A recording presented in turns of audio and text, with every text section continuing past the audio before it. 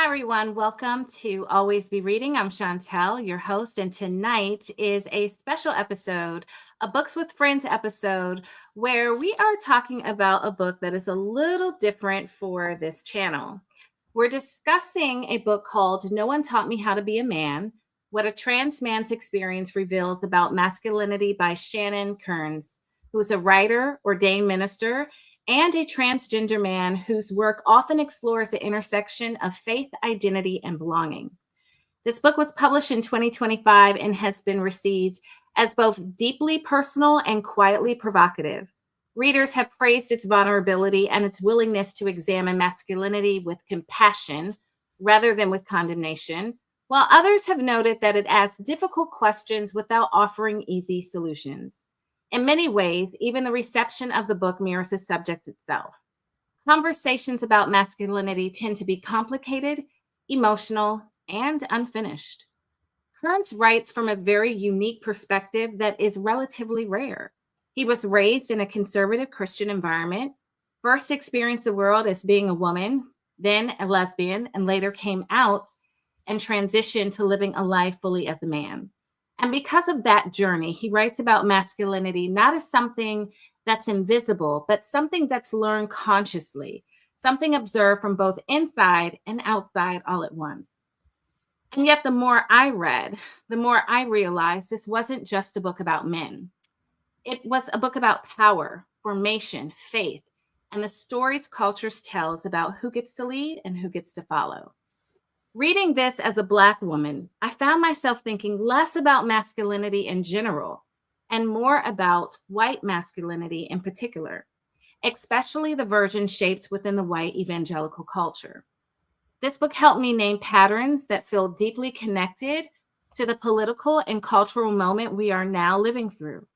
Not simply disagreements about policy, but deeper questions about identity, belonging, and what happens when roles people are taught no longer seem stable. Tonight, I'm joined by my friend, Amy Elliott, who virtually put this book in my hand. What feels important to me is not having a conversation about anyone in particular, but thinking together across experience. As a Black woman and a white woman sitting together with this text, we bring different histories, different proximities to the cultures the author describes, and different ways of recognizing what is happening on the page. And that feels especially fitting for this book because one of Kearns' central ideas is that masculinity is not something formed in isolation. It is built in community, shaped by what we see reflected back to us by others. So tonight, it's not about arriving at answers. It is about thinking carefully, listening honestly, and allowing a book to help us understand the moment that we are living in a little more clearly. So, Amy, welcome to the show. Thank you. Thank you. I'm so excited. Yes. And thank you again for suggesting that we read this book together. I did not know what to expect, but I was like, okay, I will go on this journey. I love it. I will go on this journey. And as I was sitting, just trying to get my thoughts together for our conversation tonight, I think the question that kept pressing me that I wanted to ask you was about your experience, like almost inside your body as you were reading it. Yeah. Like what was happening to you? Because things were happening to me, and I wondered like if things were happening to you too. So I think I'd like to start our conversation there. That's a great place to start because that was one of the things I grappled with quite a bit was the visceral response as I was reading it. So this book is for men. So Yes. we're not exactly the target audience, We right? are not. No. But that's also one of the reasons I wanted to read it. So I wanted to learn more about how men talk about being men with each other, right? And what guidance that there is. But as I was reading it, I'm so used to reading books and putting myself in the book Yes. having it be a message to me that it's spoken to me just based off of different books that I read, or being able to have that presence where you're looking down on something. So with this at moments, it made me really angry. I wrestled with a lot of anger, and not because I didn't know that there is hatred toward women, that there is objectification of women, sexualization of women. I know that all exists. I've seen it happen. I've had it happen to me. We hear it, but having it talked about so honestly as just, this is it. This is how the current environment is. Women are not safe. We don't enjoy, women don't enjoy the same kind of safety. And having that told to me, even though I knew it, it made me angry because it shouldn't be that way. And then I had moments too where I also felt like men have similar struggles to women as far as identity and being put in a box and being labeled. And so I felt empathy in those moments. And it was a tangle of emotions. And I'm still trying to untangle it. I'm going to have to read it again, and probably a third time. But I'm excited about that because I have learned a lot, but I'm just not entirely sure what I've learned. I think that's such a great description. I think you captured so much of what I was feeling. It was interesting because I was confronted with a lot of my bias as I was stepping into this book in loud ways that really was like, wow, my bias of, well, like, what can this person really, how can they talk about masculinity? They're not born male. Yes. So, and that was a quiet judgment that was in my brain. And I had to almost like actively turn that off. And I think the author helped me do that in the introduction or in the forward, because he spoke to that, which I appreciated, but it was there. And so right off the top, I think I was like, wow, Chantel, like, look, checking my own biases. Yeah. And then I made assumptions about what the book would be about. Like, I did. And as I was reading, I was like, wait a second. I was like, oh, okay. And I too felt a range of, I like how you said, tangled emotions. I like how you said that you were angry. I was shocked at a certain point, and just shocked at, and we'll talk about that. So I had shock, and also I'm reading it from outside of a different culture. So I'm like, is this like for real? So part of me is, I'm bewildered. I'm like, is this for real? Because I can't relate to some of it, which I find interesting. I also was deeply empathetic, like deeply compassion. I think I had more awareness of how women are historically, and even into the present, how women are limited, right, in different ways. But I didn't have as much of a view in how men are limited, Right. So I found that to be really eye-opening, and I was reading certain passages to my husband as I was like going through this. And he was like, yeah, like agreeing, to a lot of the stuff that I was reading. And I think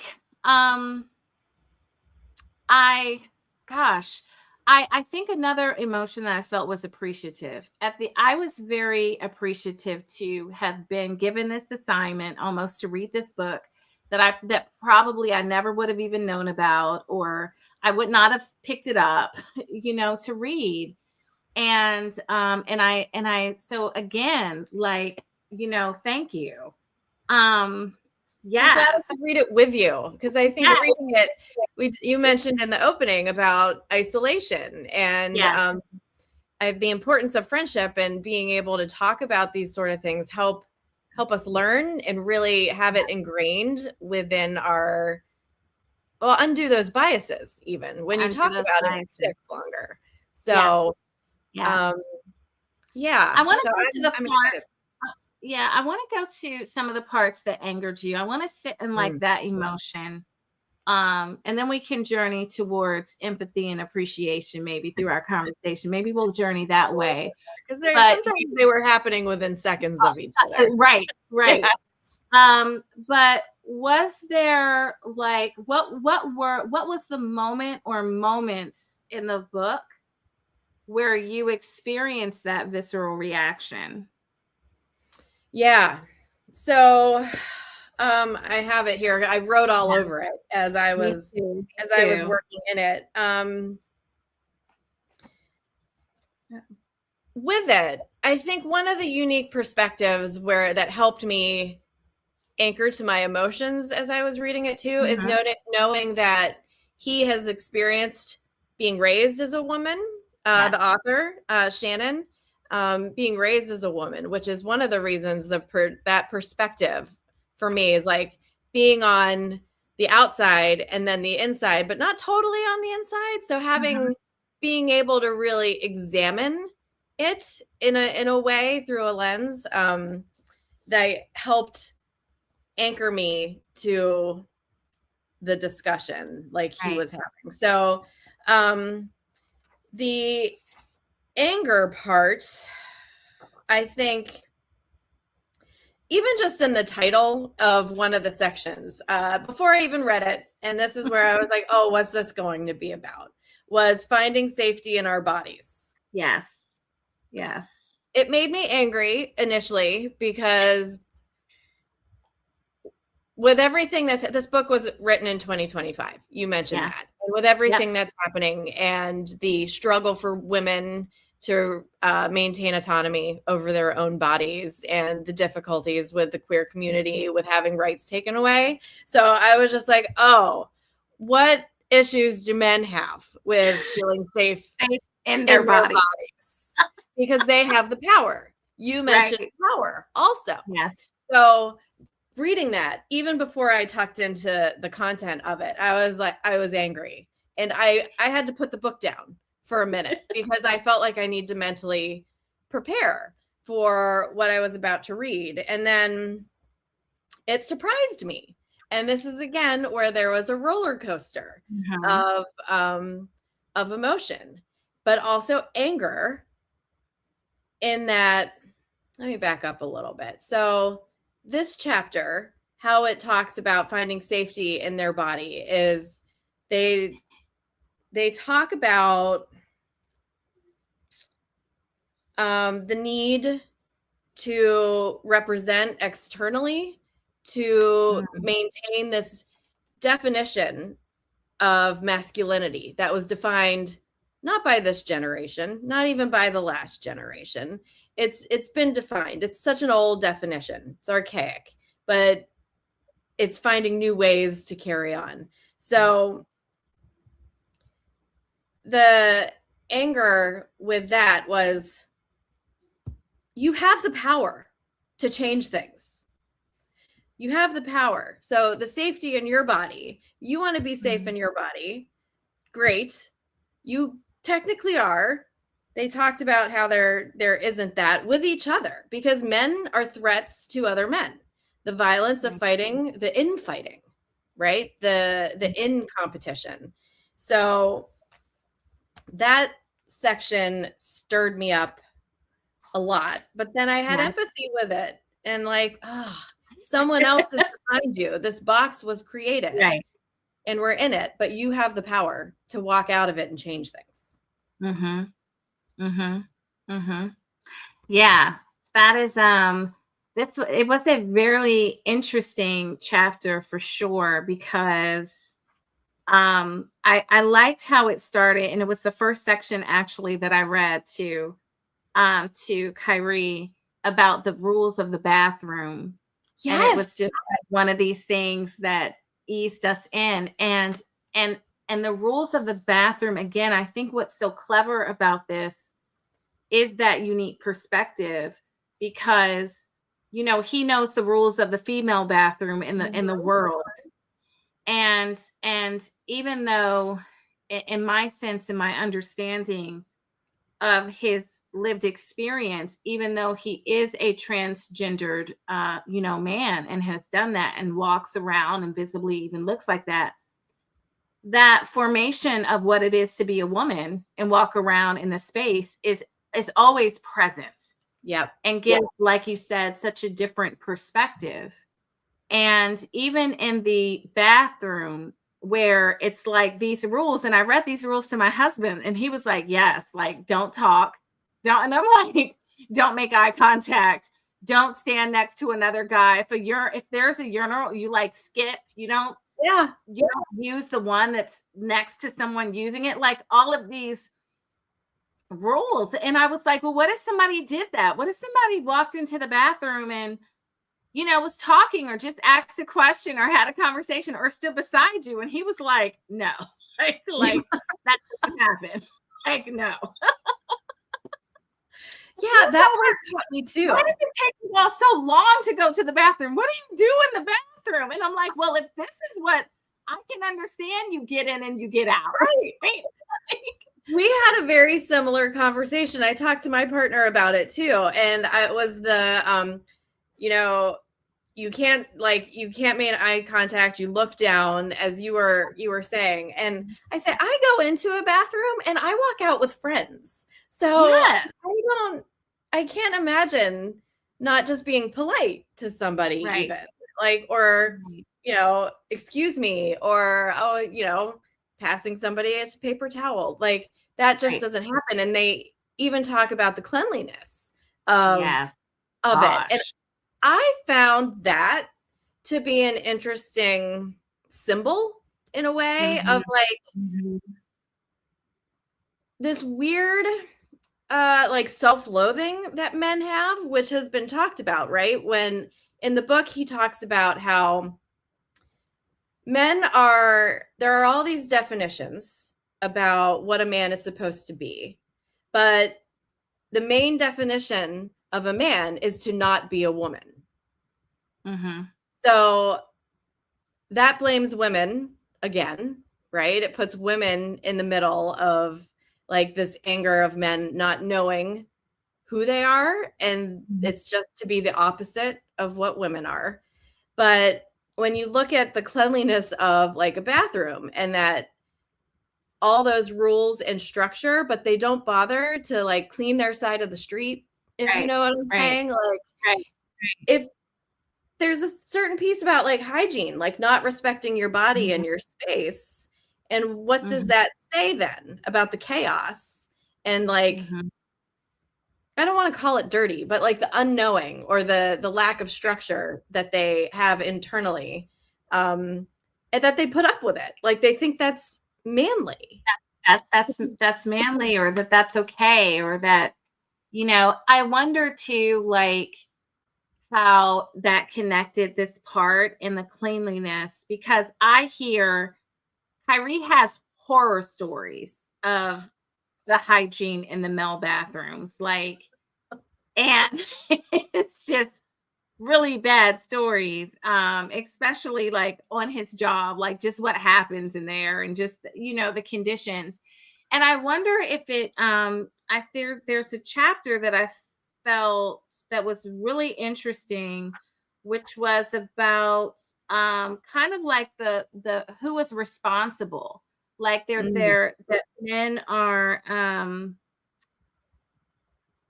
they're not kind of they have these things that they do and that they don't do, and that they're not observant, they don't look around, they don't notice, they don't do certain things. And so if cleaning up behind yourself isn't something that is within the expectation.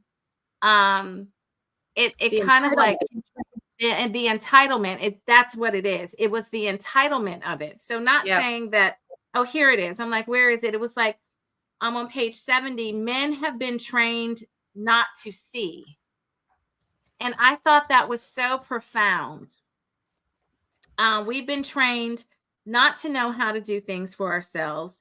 We've been trained to just let it be and it'll all work itself out. And then this idea of not being trained not to see and how it can show up, like examples of what that looks like in different aspects of its life. So it might be in your household if you were in charge of mowing the lawn on the weekends and your sister was in charge of helping dinner, not seeing what the sister did, you Yeah. know, or and we talk about which I find it's always the women that's making the plans for, like, hey, let's get together with this couple that I call our Right. social calendar is really held up by women, you know, putting those calendars together.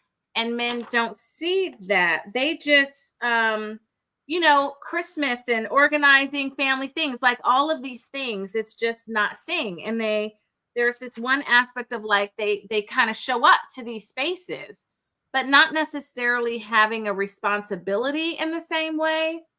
And it's not Right. even something that's like, you know, set down and divvied up the workload either. It's No. just something that has, it's like an expectation, it's an entitlement of certain things are just kind of set up for me.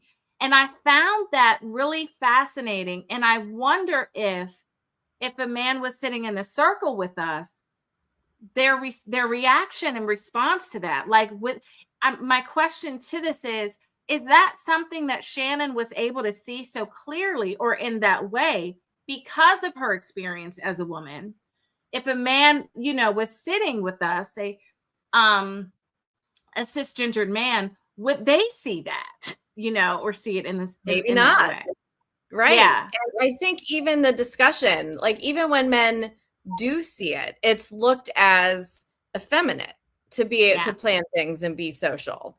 Yeah. And there was a part in the book too to reinforce your point. So it's not only that they're not seeing it, is they've been Hmm. taught to not look at it. Yeah. They've been taught to be the Marlboro Man, right? Yeah. And Clint Eastwood. These men who define masculinity are always alone. They don't talk Hmm. to each other. They don't engage in social stuff because that's not manly. So not Hmm. only do they not see it, but they're taught that a real man isolates himself. Right. You don't need Right. other people. Those other Right. people need you, but you don't need them, which is Hmm. incredibly unhealthy. Yeah. Yeah. Yeah. I don't know if I answered your And question. had terrible skin. Yes. Yeah. Yes. Yeah. I want to find the part that really bothered me. Yeah, I I want to hear truly, this. truly bothered me. And it's bothered me. Um, and that is the part where I should have had it tagged, Amy. I know, that's how I Um, feel.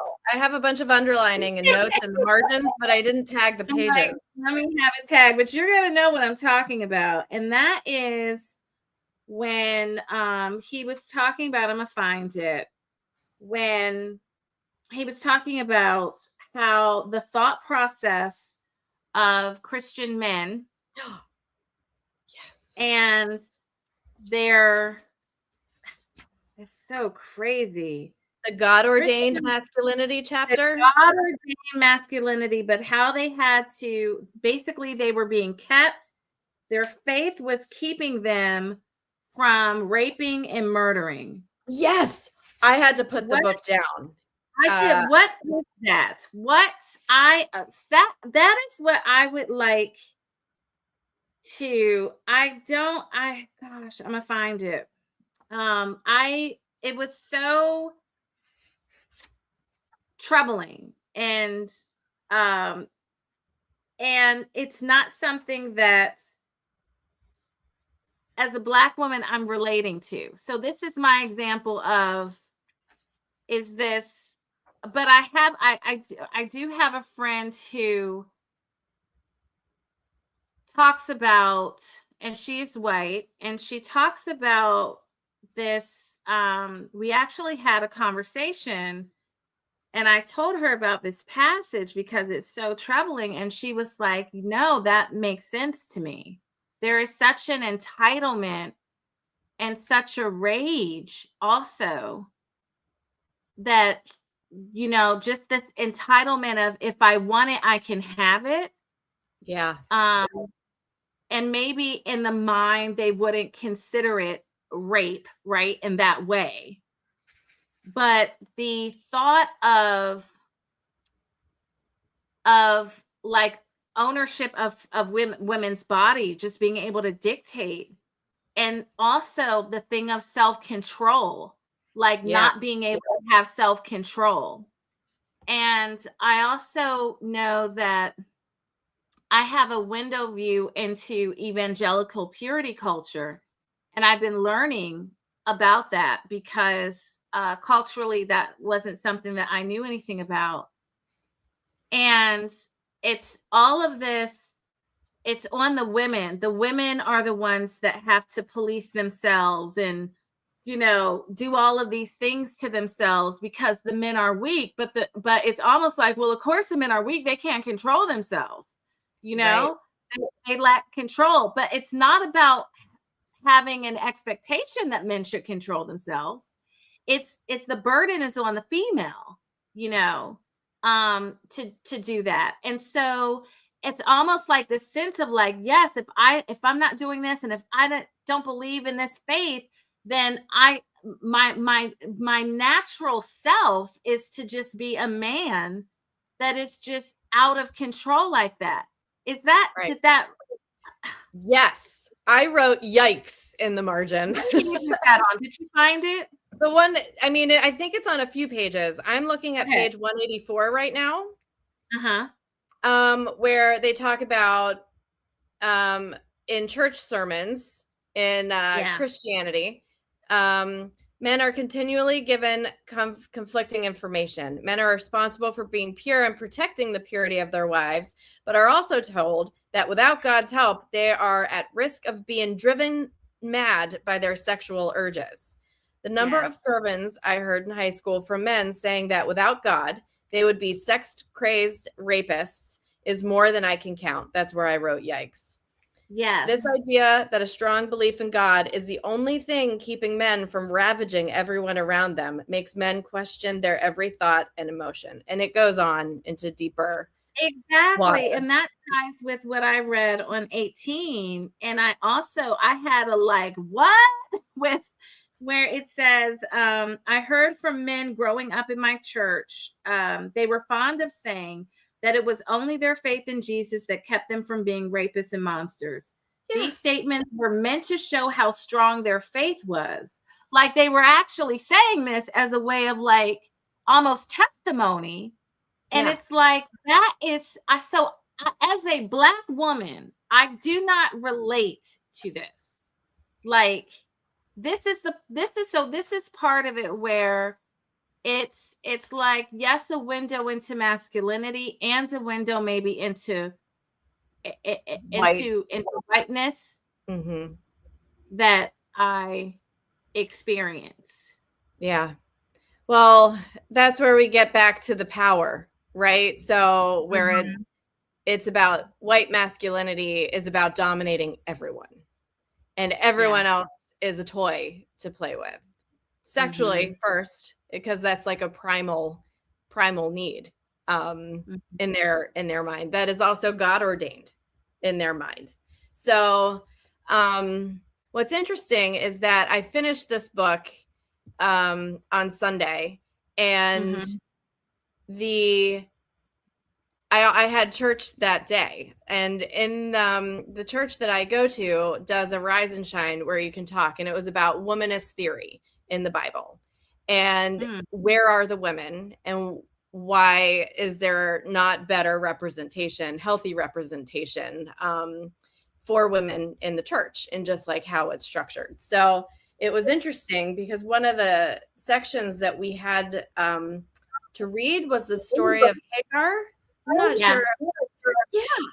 Yeah. And it's a devastating story about rape and slavery and ownership. And it's about women hating other women and the jealousy that can happen in those situations. So, and the way it was talked about was all normalized. Like, this is just a thing that happens, and nobody got in trouble for it. Right. So it was Right. super uncomfortable to be in that conversation. We had quite a good conversation about that too.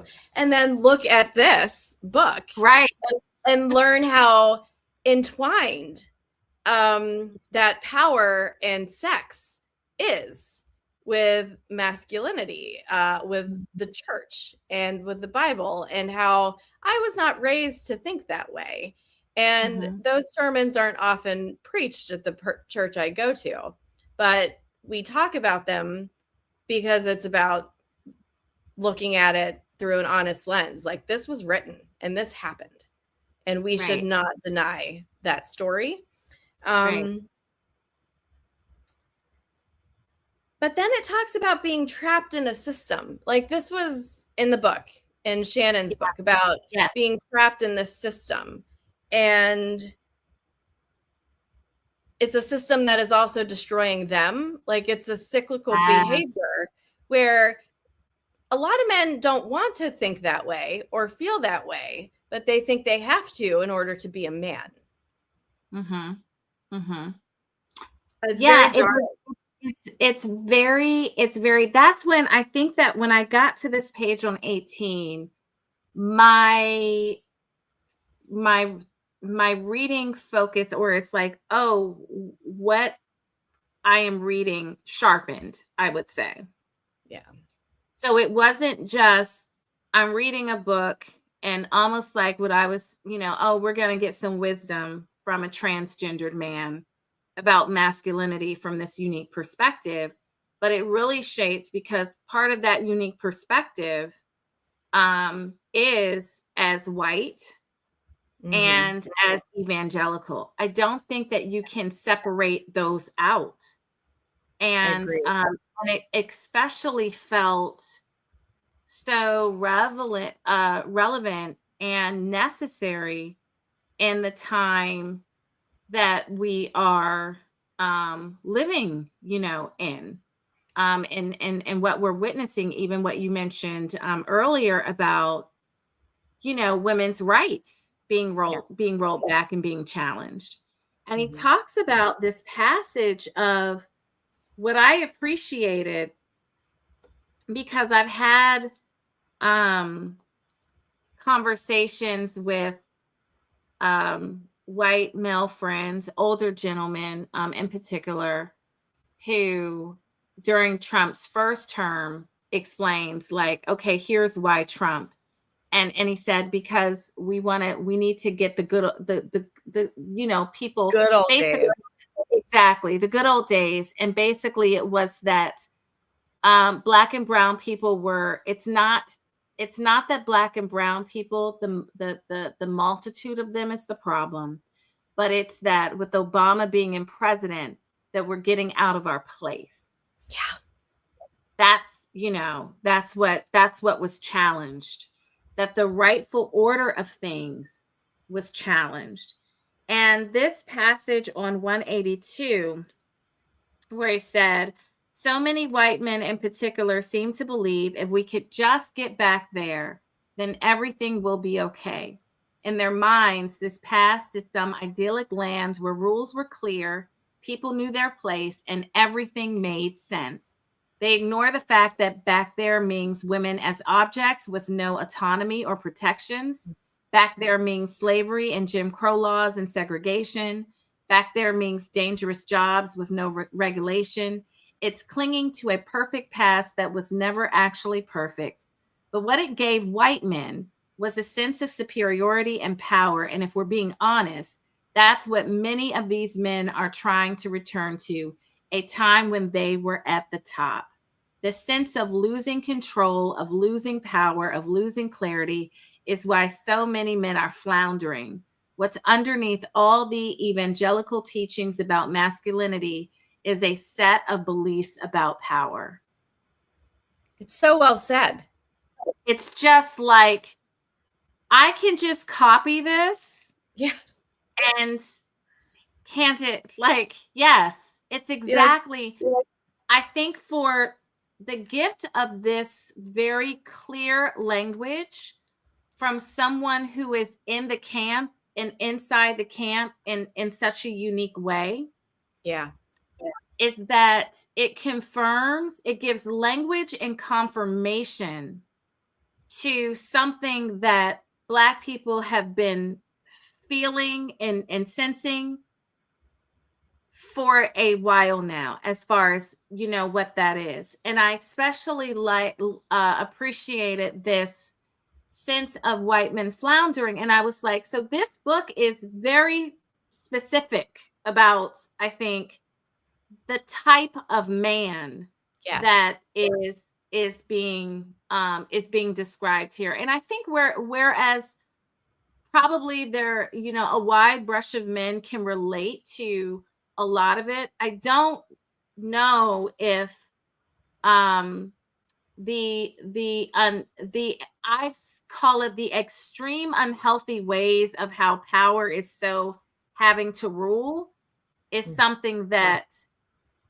Black men, I think, would relate to. You know what I'm saying? Not that men, that there isn't patriarchy, because there is patriarchy, but there is like a different level of operation. And of course it would be because Black men never had the level of power, right? That They've been white men oppressed by white men. Oppressed. So whereas they have more power over, in women to some degrees, I think I have this saying, Amy, that I think that one of the surprise consequences of slavery was the liberation of Black women. I think that Black women are one of the most liberated groups of women on the planet. And that was by a lot of terrible stuff happening, right? And so the power dynamic between Black men and Black women looks very differently. And it's not that there isn't that play, but it's very different, in relationship to like what I'm reading here. There's parts where I'm like, I actually don't relate to that. Like, I don't experience that. I'm not seeing that, in my father, in my uncles, in my cousins, in my husband. That seems to be very normal and commonplace, here. And when I've checked in with some of my, white friends, they were like, yeah, none of it was surprising. It was kind of like, yeah, I see it a lot. And what I thought about too, I think Shannon does a good job in being specific that it is white masculinity. And he does speak in a lot of places about the oppression of trans people, queer, Black, brown people, and how they experience it differently.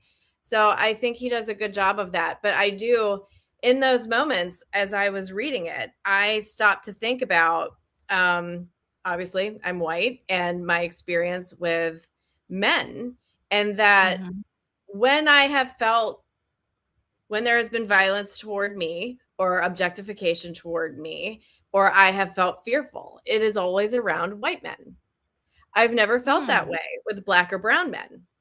I actually always feel much more at ease in those spaces, because I don't, and maybe it's because they have also been oppressed and have had violence. You have, so there is that sense where I'm like, yeah, white guys are the ones who have done me harm. So when I think of masculinity and toxic masculinity, I see a white man. I don't see men in a spectrum of color. Wow. I do see white men. And I sat and thought about that, because that you can't say that and then not also look at the historical figures and the facts of how Black men are portrayed, and Right. how often that they're blamed for violence. Right. When you look at the prison system, and how, there are more Black people in prison than white people. So Right. it's it doesn't make sense, but it makes sense. Wow. But it makes sense. It doesn't Yeah, make sense, but it makes sense. and it Yeah, was well, hard to read. that's so interesting.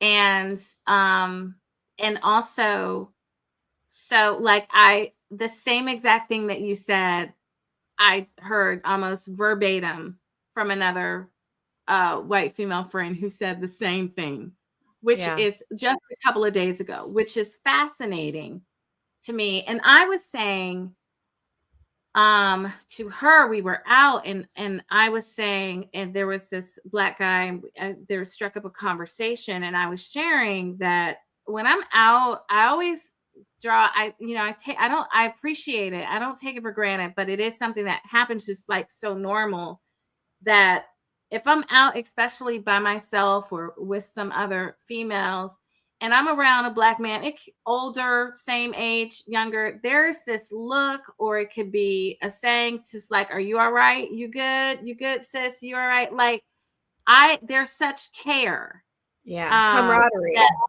camaraderie, and just like checking in, like, "Are you, are you okay?" If they have something, it's like I'm an offer. Like, and I expect it. Like, that's my expectation.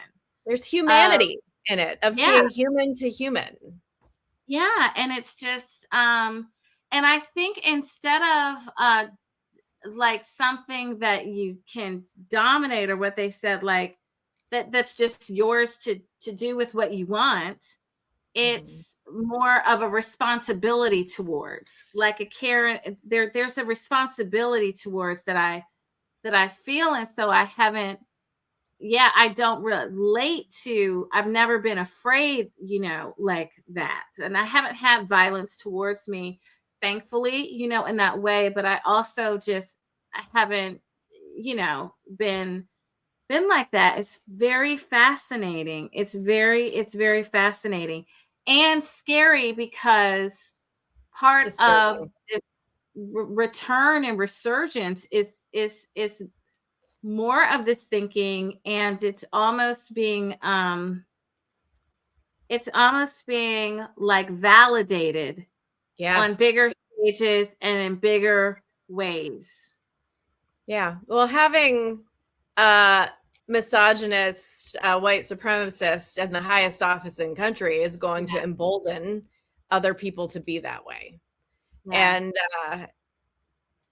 the in the book, it talks about, in one of the chapters, it's collaboration versus competition.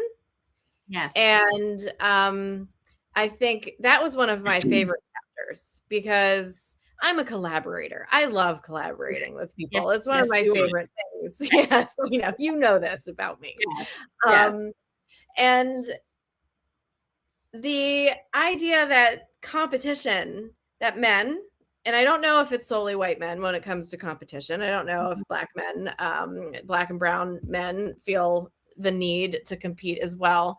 But Shannon talked about, it's a no sum competition, Yeah. meaning you have a winner and a loser, but there needs, and that idea of competition instead of collaboration means that there's always going to be someone at the top and someone at the bottom. Right. And Right. the need to stop looking at it as a competition, but a collaboration, where there is more harmony, which sounds like a utopia, really, and sometimes un, unrealistic. But I love the idea of, I personally work really hard to not compete with people. I compete within myself Mhm. to be better. And I know other people do this too. but that makes it easier then to collaborate with someone and lift someone up and be able to see, hey, I Right. see you. What you just said was genius, or what you just did, good on ya. But that took work, because I think women are also raised to be competitive and to compete against other women, Mhm. to isolate us from other women so that we don't talk to each other. And we're just focused on the man all the time Right. and Right. winning the affection. Like, there's only one man for all these women to get. Like, All the women. right. And And you bring up such a great point. And I think that it's harmful. I'm just plugging in my computer here. Because I don't want it to die on us. It's harmful when we do that. Yeah. Okay, I'm good. We have the juice going. It's harmful when that happens, but there's such a, I think it goes along kind of what you were talking about, how the lone wolfness of kind of what defines a man, how it's hard for men to be vulnerable yep, emotionally, vulnerable. So even if they're like, I have my people, I have my male group, the level of vulnerability that's shared within that, I thought it was very interesting when it put that men actually have more expectations when it comes to emotionally sharing with the women in their life versus with the men in their life. And competition is part of that, because if you feel like you're in competition with someone, you can't be but so vulnerable. right. It makes you weak. Yeah. To Constantly in do a that. state of being prepared to fight. Right. It's not a smart move. And perhaps historically, that was necessary, for some things. But I think like now and how we're evolving, um, it is something that I just, as far as like the evolution of, and I do see an evolution. So I'm not trying to, say that there isn't. Ebbs Like and I do flows, see though. it. Yeah. Yeah. And I think that um it's helpful, this whole concept that one of the things I know that's going to stick with me is that masculinity isn't formed in isolation. Right. It's formed in community. And so we can say the same thing about, the opposite of that, right? And with, as far as concerning women, and in the forming and the shaping of masculinity is women's role in that, you Right. know? And how do we egg on, promote, or keep alive the things like competition? Like, what's our role in that? Yeah. What's our role in even how we view or deal with, male emotions and our expectations or thresholds? Like, what are we kind of doing? Right. It's not So just yeah, men who are upholding this idea of masculinity. A lot of women buy into, like, that's what a man is. That's that's what what a they're man attracted is. to. Yes, and you don't want a man who Yeah. you want a man who's tough, right? Yeah. And who's going to show up and not talk about his feelings, but get things done. But in Yeah. reality, that's not what you want. Long Mhm. term, that's not a helpful partner to have. Mhm. But that is the ideal that Some has of what been. you want. Yeah, it's some of what you want, right? Like, Yeah, so I think that there is that aspect of, yes, I do want someone who can show up, who is strong, who can get stuff done. But I think that the layers that we are allowed to have more as a woman, like that's just more culturally accepted or accepted from a societal perspective, the layers that are there to us, it's like allowing more layers to what we, to what we define as a man. So what does it look yeah, like to be strong and weak, right? And to appreciate, both of that, and like not weak as a bad thing, like, here weak as a right. Is it negative, actually you know weakness?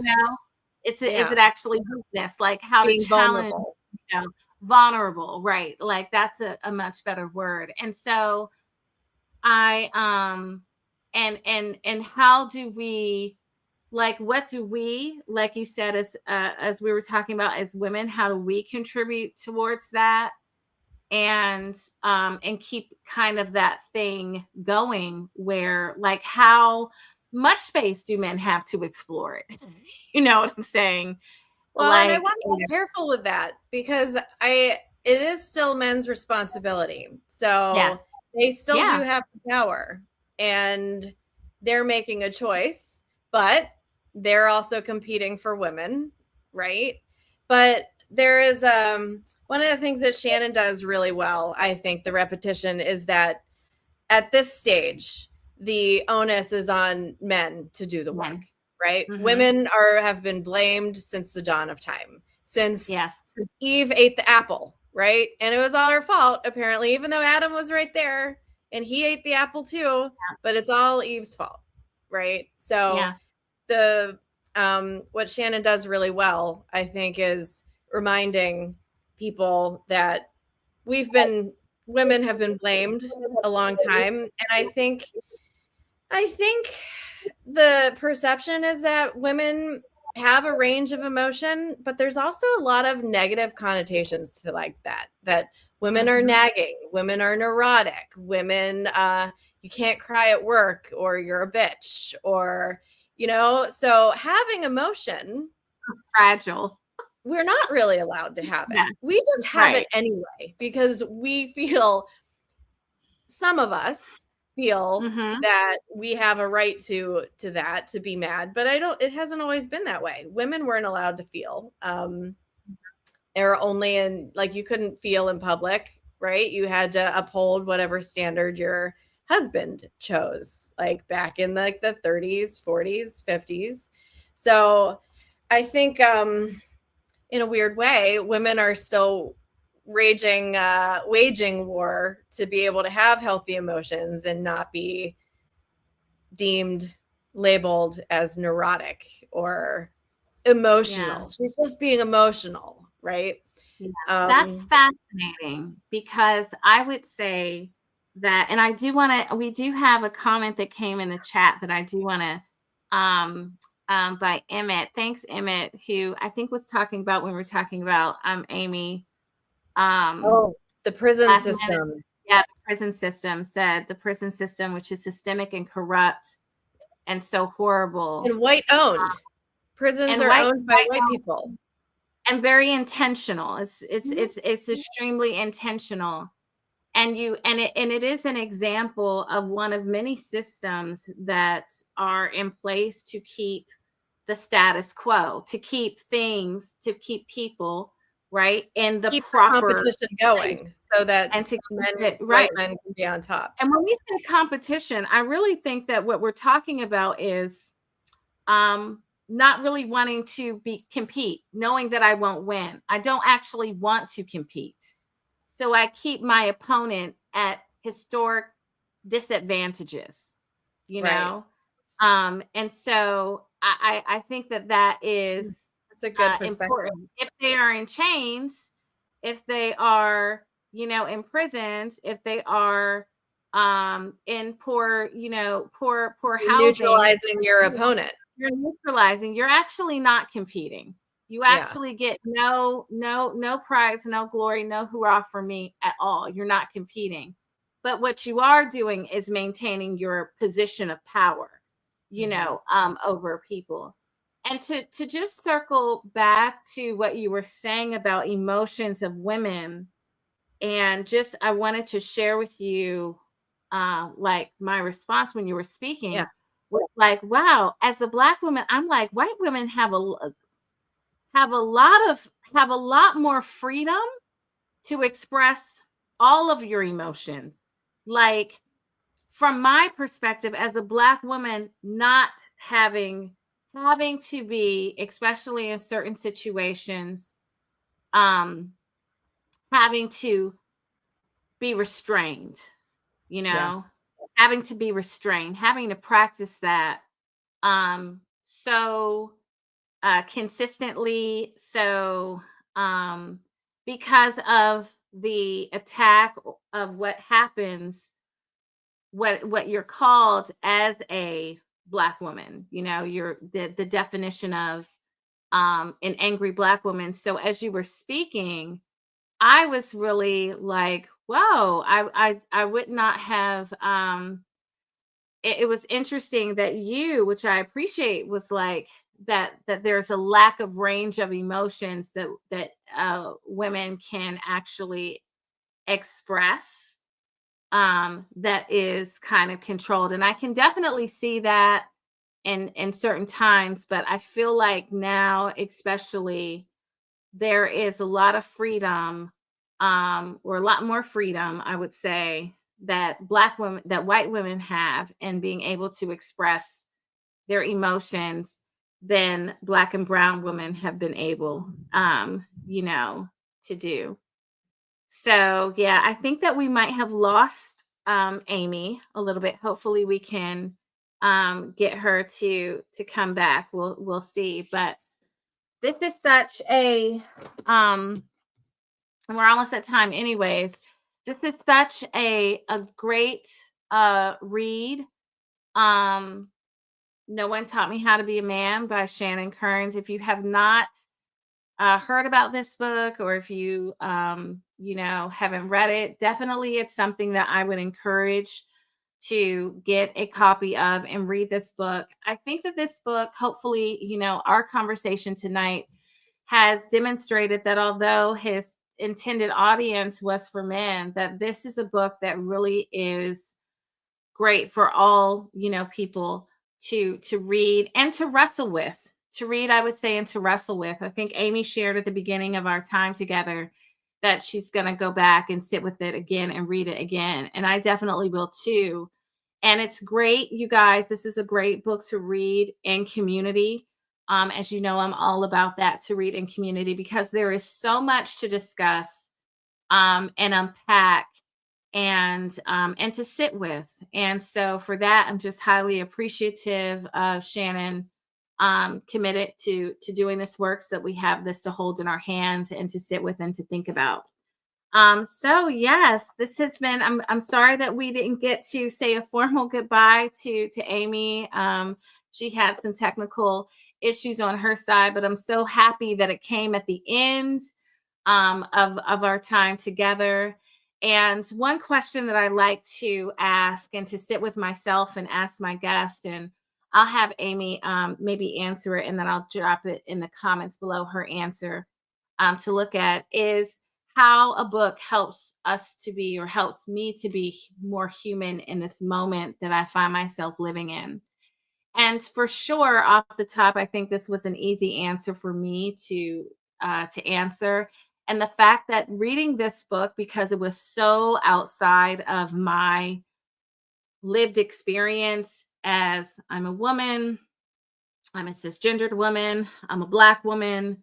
I did not grow up in white evangelical spaces. So I was so removed from the main identity of this book that immediately I started to experience, as I was sharing at the beginning, my own biases.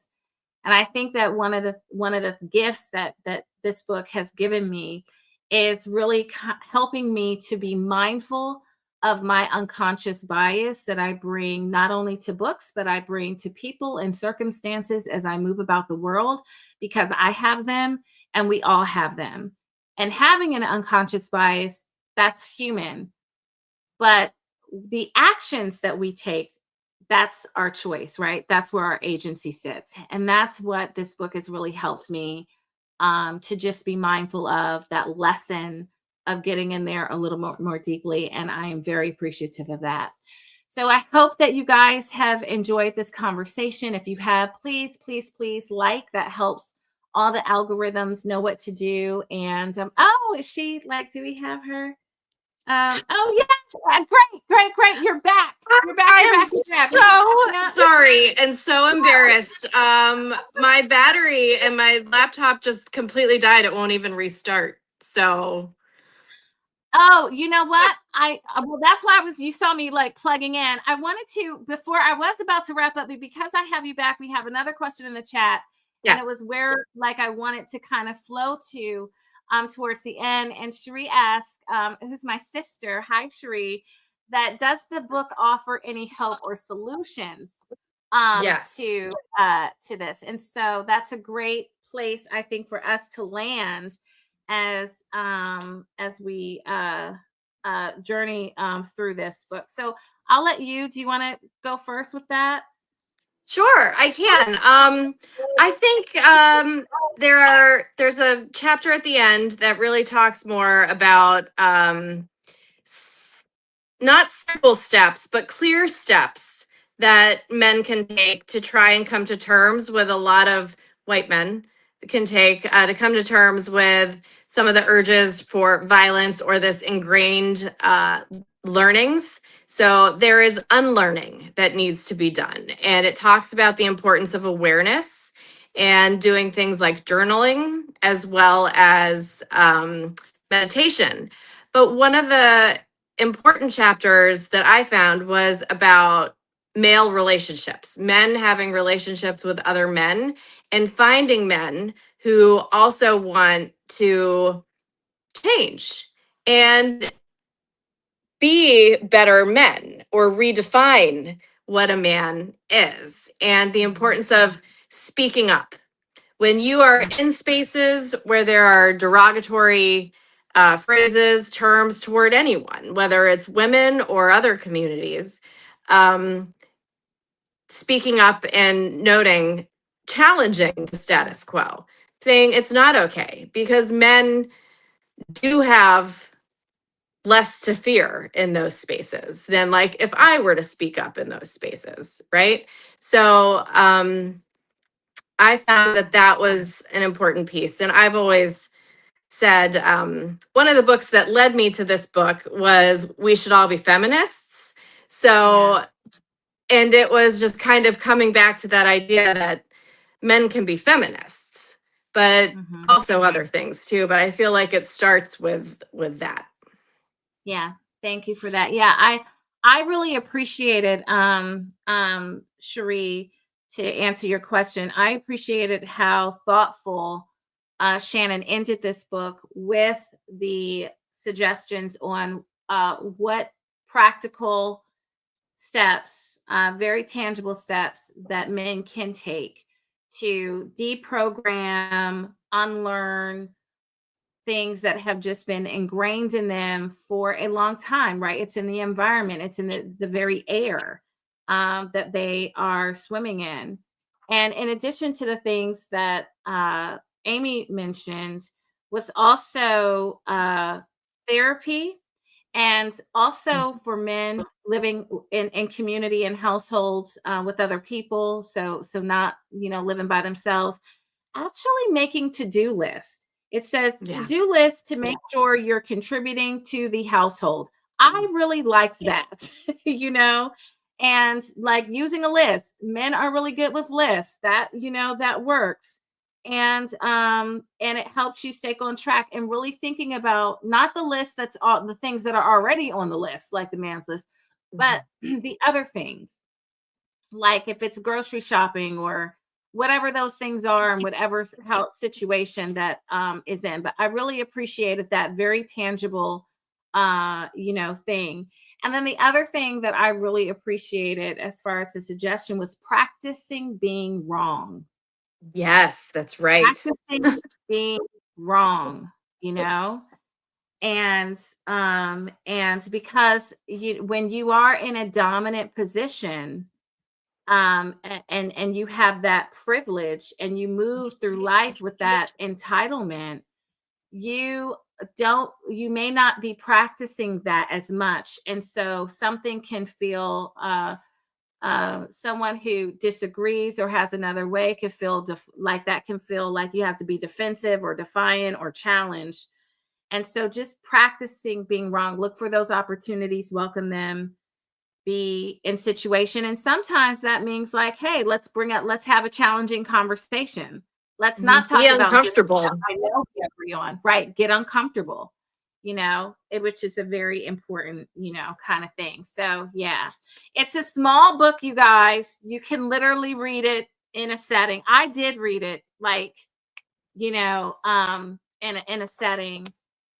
And it moves very fast. So, but it's small and mighty. There's a lot here that is packed in. And again, as I was saying, Amy, when you were away, I really think that this book, I think we have proven, that's what I was saying, that even though this book was written for men, that this is something that everyone can benefit reading and gleaning from, especially during these times that we're in. Yes. And anything that I can pull towards myself that gives me a little bit more insight, which helps in some strategy and the ways in which I move about in these times, I consider that valuable.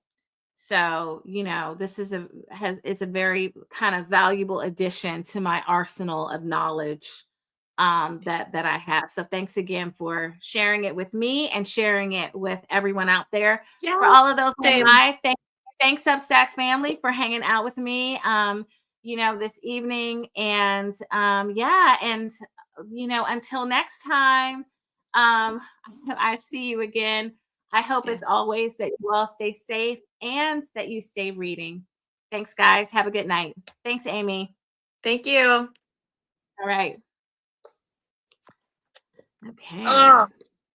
I'm so sorry. Like my laptop was plugged in. Mine too, but you know what? When I moved around,